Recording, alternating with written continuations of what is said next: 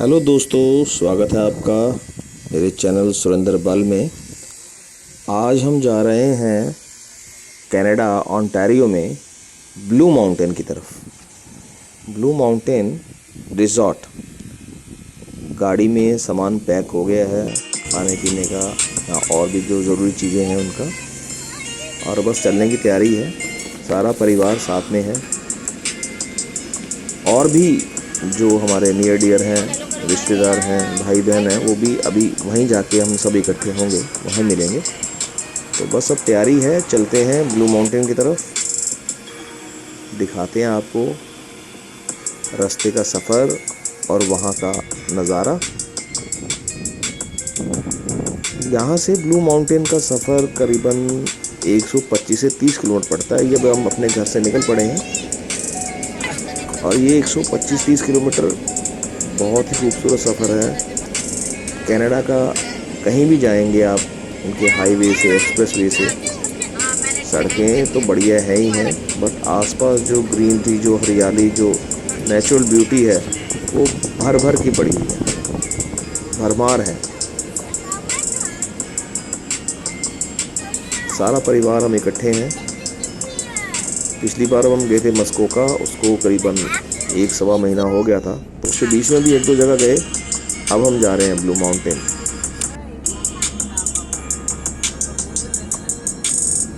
Blue mountain में भी हमने एयरबीएनबी से ही उनका एक तरह से आप कहने की एयरबीएनबी होम है जो वो बुक किया है। इस बार हमने सिर्फ 2 दिन के लिए किया था।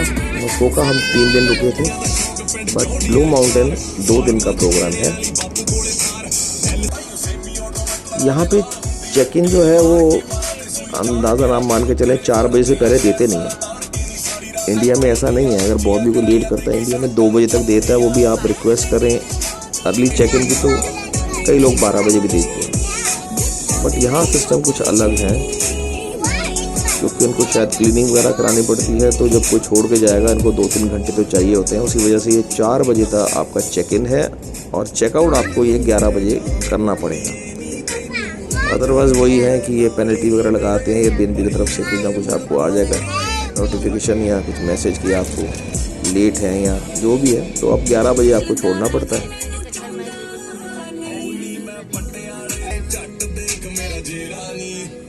हम जो हमारा परिवार जो वहाँ इस समय जा रहे हैं, वो करीबन हम 15-16 तो एडल्ट हैं और 2-3 बच्चे हैं, तो है 16-17 बंदे इधर भी हैं। आप सफ़र का देखिए कितना खूबसूरत सफ़र है। और ये देखिए कितना, वैसे स्काई कितना क्लियर नज़र आता है। मुझे कनाडा में आके थोड़ा सा ये बड़ा अच्छा लगता है कि इतना साफ आसमान हमने इंडिया में और ख़ास तौर पे दिल्ली में जहाँ से हम आते हैं वहाँ तो नहीं है ऐसा कुछ भी। अब बच्चे यहीं आके सेटल हो गए हैं तो अच्छा लगता है। यहाँ हम भी आते हैं, साल 2 साल में एक बार आ ही जाते हैं 2-3 महीने के लिए, बट काफ़ी फ़र्क महसूस होता है। पॉल्यूशन के हिसाब से देखें तो बहुत ज़्यादा फ़र्क है।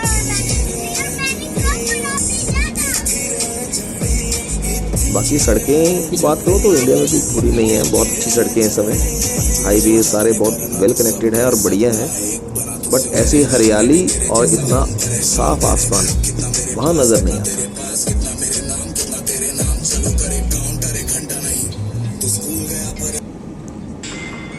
यहाँ से तकरीबन 125 किलोमीटर करने के लिए हमें अंदाज़ा आप मान के चले कि 1.5 घंटा लगेगा। उसके बीच की एक खूबसूरती आप देखिए, चारों तरफ हरा भरा है।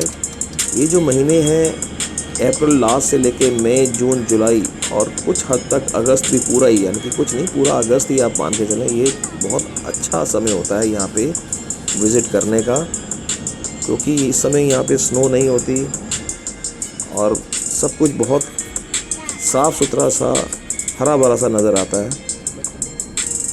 अदरवाइज़ तो स्नो करके आपको थोड़ा डिप्रेसिंग भी रहता है यहाँ पे, बट ये 4-5 महीने आप खूब एंजॉय कर सकते हैं। बड़ा अच्छा वेदर रहता है, हरियाली पूरी होती है और लोग सभी बाहर घूमने के लिए निकलते हैं इन टाइमों में। अभी आजकल स्कूल्स की भी छुट्टियां हैं, तो उस वजह से भी बाहर घूमने वालों की तादाद बढ़ जाती है। यहाँ के स्कूल जो हैं बच्चों के खुलेंगे 1 सितंबर से। 2 महीने की करीब इनकी ऑफ रहती है स्कूल से। सफ़र बहुत ही बढ़िया है। यहाँ पे अगर फसल की बात करूँ तो हमने एप्पल ऑर्चर्ड देखे हैं, प्लस यहाँ पे माने कि कॉर्न होती है ज़्यादा। फ्रूट्स में तो कुछ होते हैं, बट वैसे वेजिटेबल्स के हिसाब से तो मुझे नहीं लगता कि ज़्यादा कुछ होता है यहाँ पे। होने को तो गेहूँ भी होती है, बट ज़्यादा अभी हम जो साइड से निकल रहे हैं तो मुझे तो सारी ज़्यादा कॉर्न ही, मक्का ही ज़्यादा दिखा है।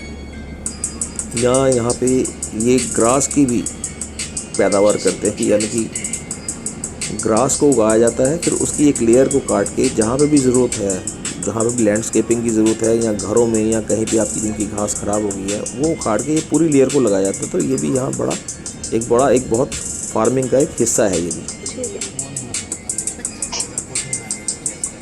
आप सफ़र को एंजॉय कीजिए, देखिए कितनी खूबसूरती है।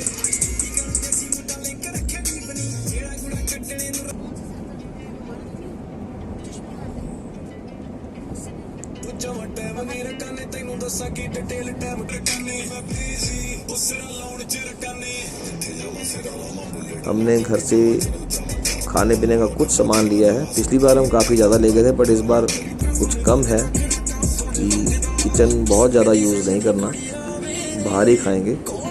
बट फिर भी ब्रेकफास्ट के लिए जो चाहिए होता है वो ले लिया गया है कि 2 दिन का कम से कम ब्रेकफास्ट का बाहर ना जाना हो, वो घर में ही करें। बाकी तो बाहर जाएंगे, कुछ आए हैं देखने जाएंगे, जब बाहर तो घूमेंगे तो कुछ बाहर ही खाएं पिएंगे।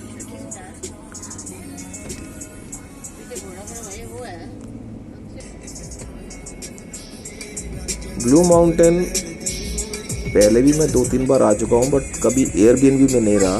यहाँ मेरे एक दोस्त का फ्लैट है, तो उसमें 2 बार रह के गया था। वो स्टूडियो अपार्टमेंट था, उसमें हम 2-3 लोग ही रह सकते थे। तो वो उसके बाद कभी आना हुआ नहीं, और अब आए हैं तो पूरा परिवार था, तो मैंने सोचा कि एयरबीएनबी करते हैं, जो बड़ा घर कोई लेते हैं। ये जो हमने लिया एयरबीएनबी, ये 10 बेडरूम का एयरबीएनबी है। अभी आपको दिखाएंगे कितने कमरे हैं, क्या क्या मेन फ्लोर पे या इसकी बेसमेंट में या अपर लेवल पे क्या क्या है।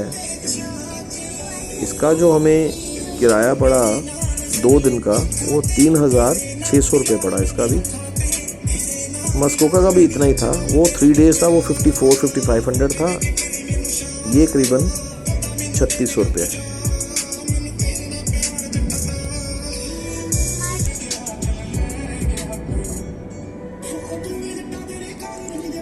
और वहाँ पे ब्लू माउंटेन में आसपास में बहुत सारे एयरबीएनबी बन गए हैं अब तो। अब जो लोग यहाँ रहते भी थे, उन्होंने भी इसको कन्वर्ट कर दिया एयरबीएनबी में, क्योंकि टूरिस्ट बहुत ज़्यादा आते हैं यहाँ पे भी। यहाँ बहुत ज़्यादा चीज़ें देखने वाली है नहीं, अगर हम बात करें जैसे मस्कोका, ब्लू माउंटेन, नायग्रा, बस यही कुछ जगह हैं जहाँ बार बार रिपीटेडली जाते हो। यहाँ कुछ पार्क्स हैं बड़े अच्छे, अदरवाइज़ बहुत कुछ तो देखने को है नहीं।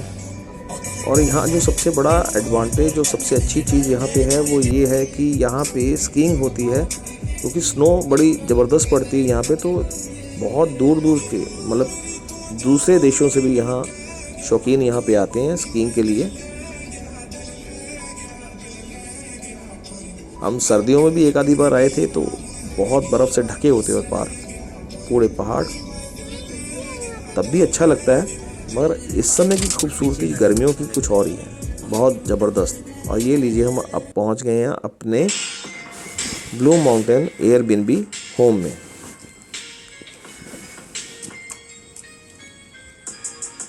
ये सेल्फ चेक इन ही होता है यहाँ पे, जैसे आम हर एयरबीएनबी में होता है।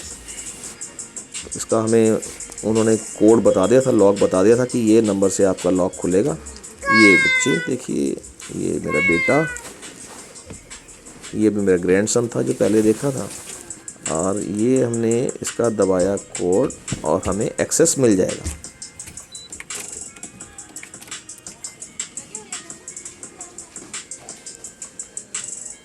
ये हमने एंटर किया अंदर। ये जो मेन फ्लोर आप माने, जो आप यानी कि ग्राउंड फ्लोर जिसे कहते हैं, उसका सेटअप कुछ इस तरह का है। अंदर घुसते ही आपको एक फैमिली रूम मिलेगा, सोफ़ाज़ लगे हुए हैं और आसपास इसके रूम्स हैं। इसमें बेड दोनों अलग अलग ही हैं, हर ऑलमोस्ट हर कमरे में, एक दो कमरों को छोड़ के। कमरे पूरे कनाडा में, यूरोप में छोटे ही रहते हैं साइज़ के। अगर हम बात करें कि अपने दिल्ली जैसे घरों की, तो हमारा घर हालांकि दिल्ली में बहुत बड़े नहीं है, बट उनके रूम साइज़ बहुत अच्छे होते हैं। पर यहाँ पे घर बहुत बड़े हैं बट रूम साइज़ बहुत छोटे हैं, क्योंकि ज़्यादातर ये बैकयार्ड या आगे को जगह छोड़ देते हैं। बट रूम का साइज़ यहाँ पे 12 बाई 13, 11-12 इसी रेंज में चलते हैं। कुछ मास्टर बेडरूम पड़े होते हैं, बट इस घर में भी ऐसा ही है। रूम्स काफ़ी छोटे हैं। नीचे के फ्लोर के ऊपर अंदाज़न 4 रूम्स नीचे यहाँ पे हैं, जो मेन फ्लोर है इनका। ये आपको दिख ही रहा है सब। ये देखिए, इस तरह के सेटअप में रूम्स हैं। ये अलग अलग आपके बेड हैं, यानी कि डबल बेड वैसे तो नहीं है, बट लोग यहाँ 2 सो सकते हैं। और यहाँ से आप बाहर भी व्यू देखिए, कमरे में बैठे बैठे। वॉशरूम 2 वैसे मेन वॉशरूम थे, फुल वॉशरूम जिसे कहते हैं, एक पाउडर वॉशरूम भी था। तो नीचे का सेटअप कुछ ऐसा है। अच्छा था, नीट एंड क्लीन था। बट अगर मैं मस्कोका से इसको कंपेयर करूं तो इसके थोड़ा नंबर कम है।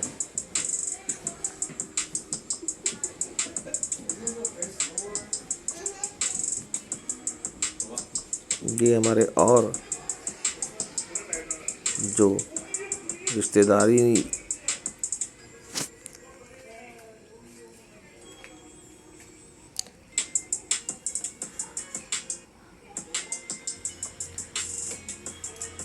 ये देखिए,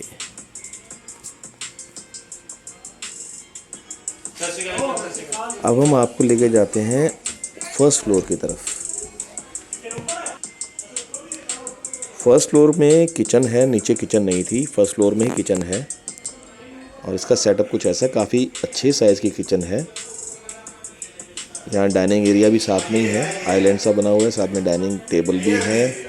और ये देखिए, इसका सेटअप कुछ ऐसा है कि यहाँ पे भी ऐसा सोफ़ा लाउंज पूरा जैसे बना हुआ है। और टीवी नहीं है यहाँ पे। नीचे टीवी था, ऊपर वाले फ्लोर में टीवी नहीं है। बट टीवी देखना किसको होता है, आपकी अपनी बातें नहीं ख़त्म होती। हाँ, वैसे टीवी की ज़रूरत ये रहती है कि मैच वैच आ रहा तो आप देख लेते, जैसे मस्कोका में मैं देख लिया था, फुटबॉल मैचेस चल रहे थे। अदरवाइज़ कोई ज़रूरत नहीं है। ये बेडरूम देखिए, ये बेडरूम मुझे मिला।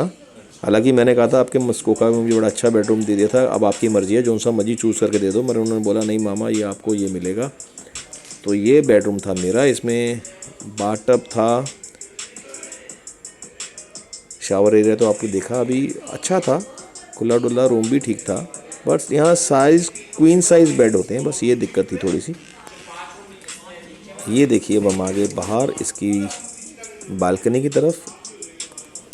यहाँ बारबेक्यू पड़ा है बट यूज़ नहीं किया इस बार हमने, जैसे OTG में या माइक्रो में ही काम चला लिया। बाहर बैठने की जगह भी बनी हुई है, बट सही पूछो तो थोड़ी देर बैठे, अदरवाइज़ तो ऐसा कुछ था नहीं घूमने फिरने का। अब जहाँ निकल जाते थे तो बैठने का मौका मिला नहीं ज़्यादा। 2 दिन के लिए आए थे, टाइम भी कम था। ये सारा परिवार अभी इकट्ठा है। अभी फ़िलहाल हम देख रहे हैं यार क्या क्या है यहाँ पे इस घर के अंदर। ये देखिए, रूम साइज़ छोटे हैं, जैसे हमारे घरों में दिल्ली में या कहीं और जगह पे, जैसे हम जहाँ से आए हैं, कि घर बेशक बहुत बड़े नहीं हैं हमारे, मगर रूम साइज़ अच्छे होते हैं। बट यहाँ जितने मर्जी बड़े घर में चले जाइए, आपको रूम साइज़ जो है वो 10 बाई 12, 12 बाई 12 से ऊपर के रूम होते ही नहीं है। ये तो उससे भी कम थे। इसका तो समझ में आता है कि कमर्शियली इन्होंने यूज़ करना था, तो रूम्स छोटे ज़्यादा हैं तो छोटे ही हैं, चलिए मानते हैं। बट यहाँ आमतौर पर भी घरों में रूम्स छोटे ही रहते हैं। यहाँ से अब हम नीचे की तरफ चलते हैं, जो इनकी आप बेसमेंट कह सकते हैं आप। ये देखिए, यहाँ पे बेडरूम यहाँ पे भी थे, बट बिकॉज बेस यहाँ पे देखिए, ऐसे यहाँ पे सोफ़ाज़ की सेटिंग इस तरह की है। यहाँ पे टीवी था और यहाँ पे खेलने के लिए भी आपको टेबल टेनिस आप खेल सकते थे यहाँ पे। बच्चे खेल ही रहे हैं, आते ही खेलना शुरू। इन रूम्स में भी देखिए। बट एक बात थी कि जो बेसमेंट के रूम्स थे यहाँ पे, जहाँ जो अब देख रहे हैं आप, यहाँ सर्दी बहुत होती है, रात को ठंड बड़ी लगती है, बिकॉज़ यहीं पे सारा सिस्टम लगा होता है हीट और कूलिंग का। तो यहाँ पे काफ़ी ज़्यादा ठंड थी, यानी कि आप अगर ऊपर अगर एक ब्लैंकेट लेके सोएंगे तो आपको नीचे कम से कम 2 तो लेने पड़ेंगे।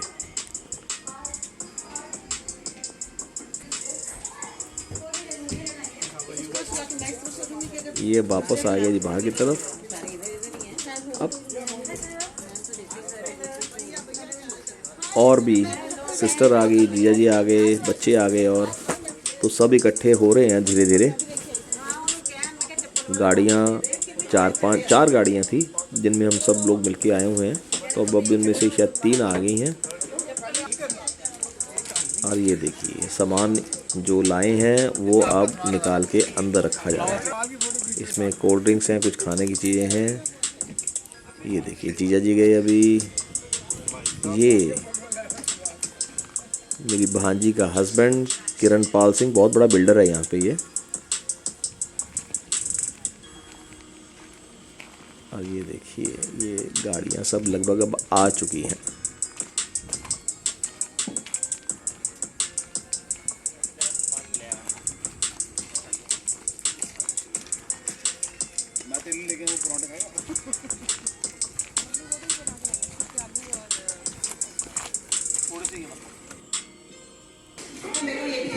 सारा परिवार इकट्ठा खाने पीने पर टूट पड़े हैं सारे।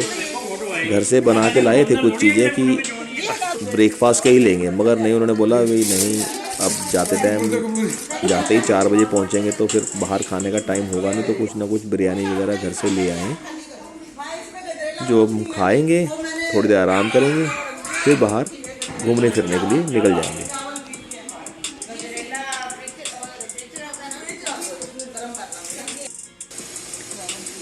ये देखिए ये हॉट टब में ये मेरा विराज, मेरा ग्रैंडसन,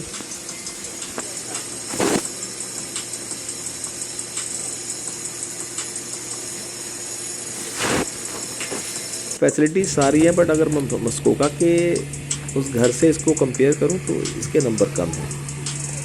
प्राइस हालांकि ऑलमोस्ट सेम है, बट उस हिसाब से थोड़ा सा वैसा नहीं है जैसा मस्कोका था।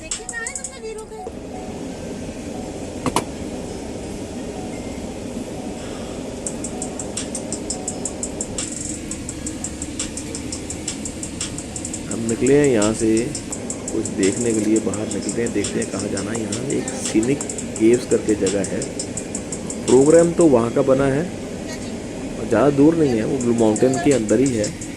ब्लू माउंटेन अपने आप में बहुत बड़ा नहीं है, आप मानिए 2-3 किलोमीटर में ब्लू माउंटेन में खास जगह है देखने वाली, वो सब कवर हो जाती है।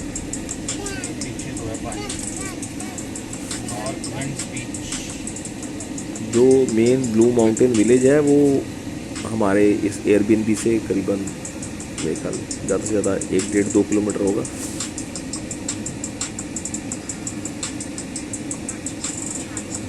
ये फ़िलहाल हम जहाँ जा रहे हैं वहाँ की खूबसूरती देखिए आप।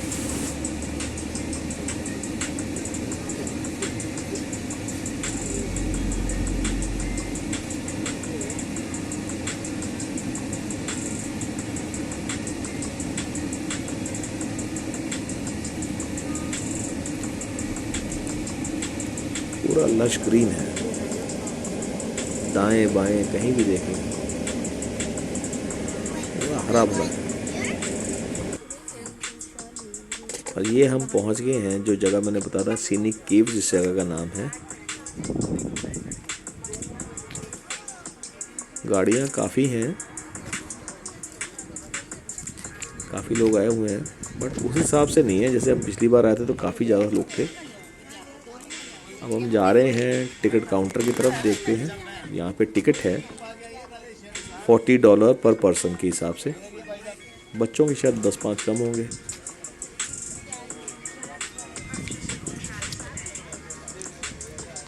और लीजिए जी, ये तो अच्छी खबर नहीं है, यहाँ पे टाइम था जी 5 बजे का और हम पहुँचे हैं 5 बजकर शायद 10 मिनट पर। तो टिकट काउंटर हो गया क्लोज़, तो अंदर तो नहीं जा पाएंगे अब। तो यहीं से फ़िलहाल बाहर से थोड़ा सा व्यू देख रहा हूँ, वीडियो बनाई है। इसके अंदर क्या क्या है, वैसे तो नेचुरल ट्रेल है, एक आधा एक हैंगिंग ब्रिज बता रहे हैं, सस्पेंशन ब्रिज जिसे बोलते हैं। बाकी अब इतना देखा नहीं अंदर क्या है, तो कुछ मालूम नहीं है। चलिए खैर, हम नहीं देख सकते थे, थोड़ी देर वहाँ पे फ़ोटो ली, घूमे फिरे और चल पड़े और किसी जगह की तरफ। अब ये जो ब्लू माउंटेन के पास ये जो बता रहा हूँ, एक तरह का ये एक कॉलोनी है या विलेज है इनका, तो ये चढ़ाई के ऊपर है ये, यानी कि आपको ऊपर की तरफ जाना पड़ता है। तो यहाँ आए हैं तो यहाँ पे तो जो रोड थी जो ख़त्म जी लगी है, ये जो डेड एंड आ गया यहाँ पे। तो जो पिछली बार आया था तो यहाँ से सामने लेक का या रिवर का व्यू बड़ा क्लियर नज़र आ रहा था, मगर इस बार ये काफ़ी बुशेस, झाड़ियाँ और ये पेड़ बड़े बड़े हो गया, तो मेरे को लगता है ये यहाँ से नज़र में आया नहीं। तो थोड़ी देर देखा कि शायद आसपास में जगह नज़र की जगह आ जाए देखने की, मगर थी नहीं कोई, तो चलिए वापसी चल पड़े। अब ये नहीं पता कि जाना कहाँ है, वो गाड़ी में डिसाइड होगा कि, क्योंकि और अब कुछ सोच के तो आए नहीं थे कि जहाँ कहाँ जाना है। तो देखते हैं अब क्या प्रोग्राम बनता है, बाकी सबके साथ ही हैं।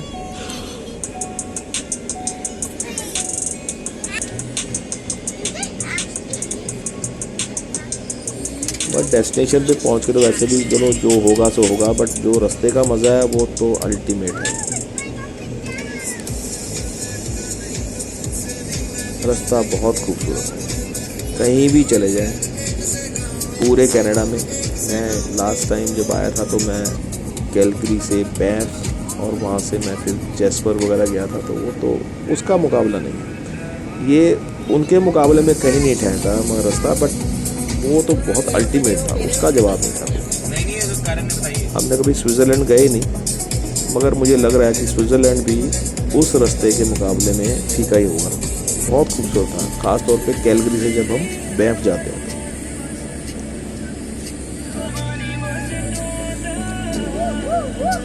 ग्रीन टी है, हरा भरा है, और बीच में उन फार्म हाउसेस की तरह लोग मतलब बड़े बड़े घरों में रहते हैं। ये लीजिए, बच्चे खुश बहुत हैं, जब छुट्टियों में कहीं जाते हैं तो खुशी तो होती है, मज़ा तो अपना ही आता है घूमने फिरने में।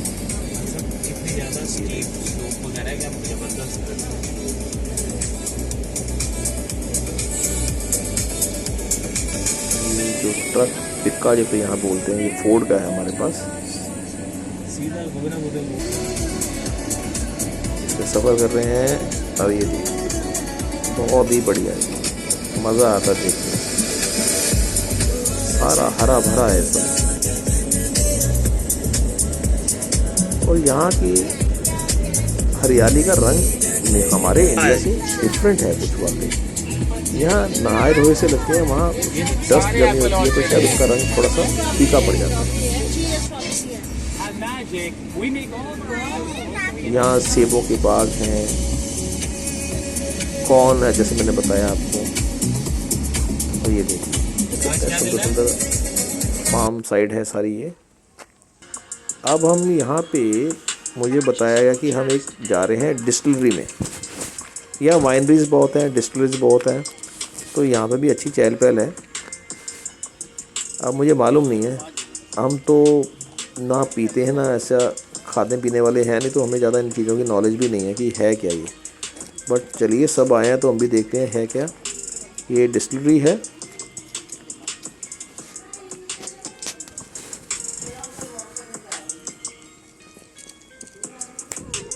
लोग तो आए हुए हैं यहाँ पे भी। इस समय मौसम भी अच्छा है और बस हल्का हल्का सा समझ लीजिए अब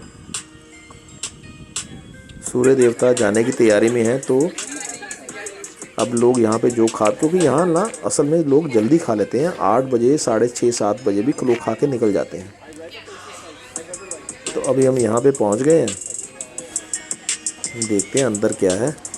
ये इसकी एंट्रेंस है।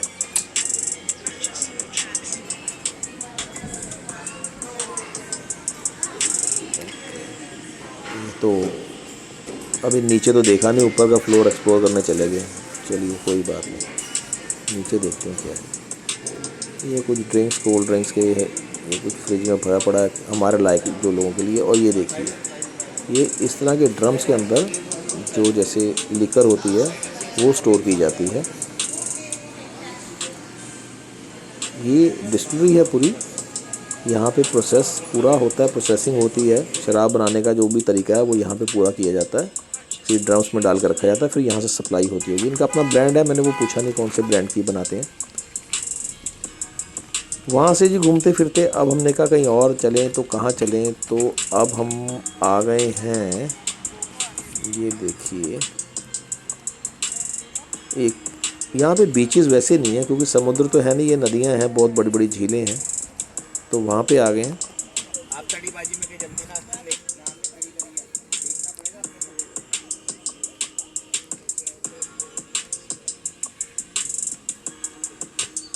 ये अगले दिन की वीडियो मैंने शूट की है। उस दिन तो घर जाके खा पी के सो गए थे। नेक्स्ट डे हम निकले हैं थोड़ा घूमने फिरने के हिसाब से, क्योंकि आज हम जाएंगे माउंटेन विलेज में, जो खास जो जिसके लिए यहाँ पे आए हैं, जिसके लिए दुनिया आती है यहाँ पे। तो उसको देखने से पहले थोड़ा सा हम बीच साइड गए थे। अब चलते हैं, हम देखते हैं ब्लू माउंटेन विलेज।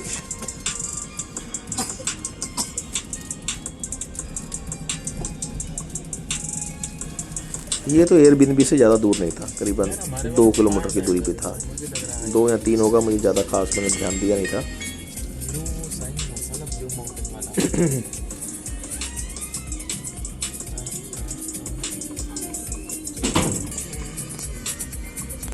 यहाँ बहुत भरमार है होटल्स की। एयरबीएनबी तो यहाँ पूछिए मत आप, कुछ सेल पे भी लगे हुए थे। हमने लास्ट टाइम देखा जब कल देखा था। ये देखिए ब्लू माउंटेन, यहाँ पे आप पिक्चरें लीजिए, यादगार फ़ोटोज़ लीजिए। तो मैं बता रहा था कि यहाँ पिछली बार देखा था तो अच्छा विला था एक, बिल्कुल हमारे एयरबीएनबी के पीछे ही। उसने फॉर सेल लगा रहा था 2.5 मिलियन का।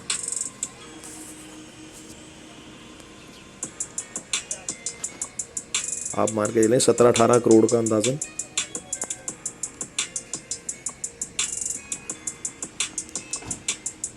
ये यहाँ पे है पार्किंग, इसकी फ्री पार्किंग भी थी, मगर हमने ये पेड पार्किंग में लगाया क्योंकि ये यहाँ से बिल्कुल नज़दीक था।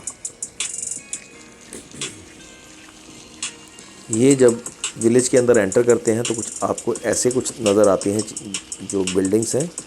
यहाँ सिर्फ कैफ़े हैं, रेस्टोरेंट्स हैं, कुछ अपार्टमेंट्स हैं, होटल्स हैं। बहुत ज़्यादा बड़ा एरिया नहीं, मैंने बताया, जो सिर्फ माउंटेन, जो ब्लू माउंटेन विलेज जिसमें हम इस समय घूम रहे हैं, ज़्यादा से ज़्यादा बड़ी हद करूँगा तो मैं ये 1 किलोमीटर में ख़त्म हो जाएगा सब कुछ, शायद उससे भी कम। ये बिल्कुल सूर्य देवता बिल्कुल सामने से आ रहा है, तो वीडियो कहीं कहीं पे भी अच्छी तरह से नहीं शूट हुई।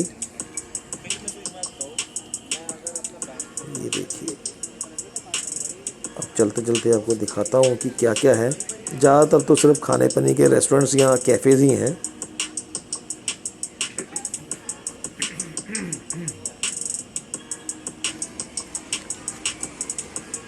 ये देखिए,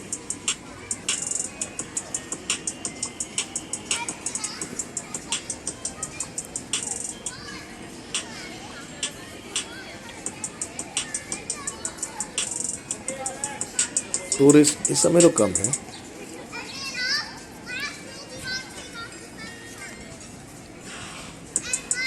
रीज़न तो मुझे नहीं मालूम, बट ये है कि ये हम आए हैं इस समय, आज ये वीकडे है, वीकेंड पे ज़्यादा लोग होते हैं, मगर हम आए थे संडे और मंडे, तो इस वजह से शायद यहाँ पे इतने लोग नहीं हैं जितने पिछली बार मैंने देखे थे।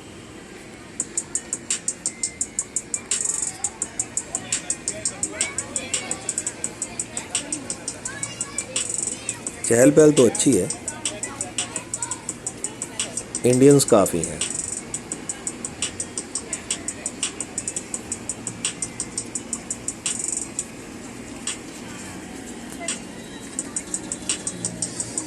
Not inside. You don't go in there. Oh, you want to go in? Okay. आसपास में रेस्टोरेंट्स हैं, पैटियोज़ हैं। अब ये आप जो साथ में बिल्डिंग भी देख रहे हैं, इनके ऊपर फ्लोर्स हैं। कुछ लोग यहाँ पे रहते भी हैं जिन्होंने अपने ये फ्लोर या अपार्टमेंट्स बाय कर रखे हैं, या हो सकता है ये होटल्स या एयरबीएनबी हो। और है हैपनिंग जगह काफ़ी।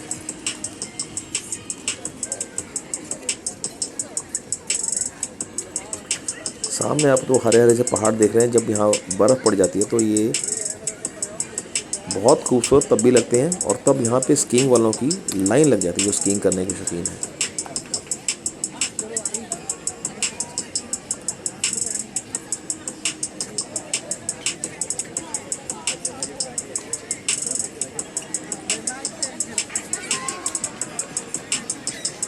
ये कुछ यहाँ पे लाइव बैंड चलता है, यहाँ पे कुछ म्यूज़िक चलाते हैं।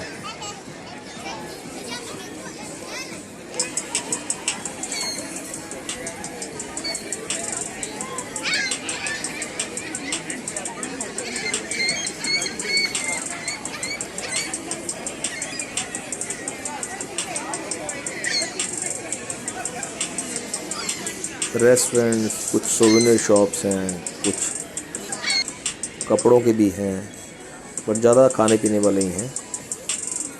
कुछ शतरंज के खिलाड़ी भी हैं यहाँ पे।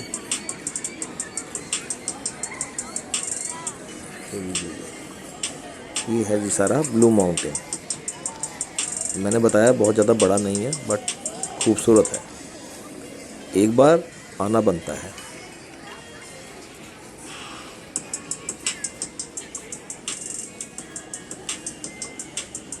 ये सामने जो है यहाँ पे गंडोला राइड्स हैं। उसकी टिकट है, मैंने पता नहीं किया कितने की है, बट होगी 30, 35, $40 से कम तो ये भी नहीं होगी। बट मैं बताया जैसे मंडे करके यहाँ पे लोग कम हैं अभी।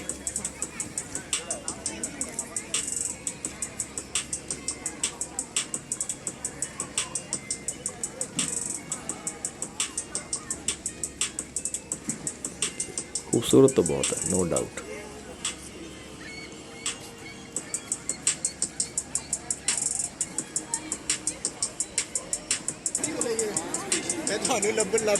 ये लो जी, बच्चों के अपने अलग ही मजे हैं। अब ये यहाँ पे लाइव बैंड चल रहा था, चलो डांस। ये मेरी छोटी सी है, मेरी ग्रैंड डॉटर, वो भी कोशिश कर रही है इनमें शामिल होने की। थोड़ा शर्मा रही है, मगर अच्छा लग रहा है। यहाँ माहौल बड़ा बढ़िया बनता है। इनके बैंड के खुद ही कुछ लोग जैसे इनकरेज करते हैं, औरों को भी शामिल करते हैं डांस में, तो अच्छा लगा। अब ये शाम का दृश्य देखिए, यहाँ रात धीरे धीरे पड़ रही है, तो अब लाइटें जल पड़ी हैं, तो लाइटों में तो और खूबसूरत बन जाता है।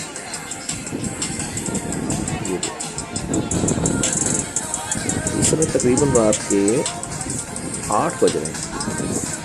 यहाँ अंधेरा कुछ जल्दी हो रहा है, अदरवाइज़ 9, सवा 9 बजे अंधेरा 9 बजे तक होता है। ये देखिए,